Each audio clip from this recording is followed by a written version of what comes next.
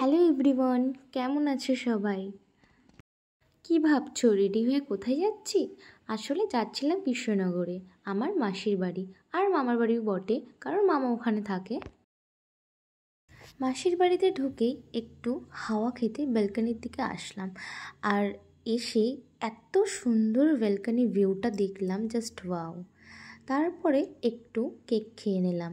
তারপরে বোন আমি মিলে সবাই ছাদে গেছিলাম। ছাদ থেকে এসে বোন কেক খাচ্ছিল, আমাকে বলছিল তোরটা তুই খেয়েছিস, আমি আর তোকে দেবো না। সো এইভাবেই আমরা খুব এনজয় করছিলাম। ওটা আমার ছোট বোন, মাসির ছোটো মেয়ে। তারপরে কৃষ্ণনগর থেকে আমি চলে এসেছিলাম দুদিন থেকে আমাদের গৌরাঙ্গ সেতুর ওপর দিয়ে। ওই দেখো, দেখতে পাচ্ছ, ওটা হচ্ছে মায়াপুর ইস্কন, যেটা দূর থেকে দেখা যায়।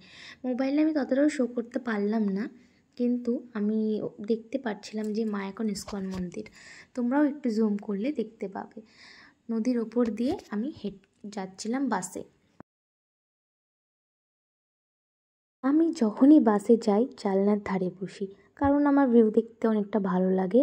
আর আমার একটু অস্বস্তি ফিল হয় বন্ধ জায়গায় থাকলে, এই জন্যে আমি জানলার ধারে বসি।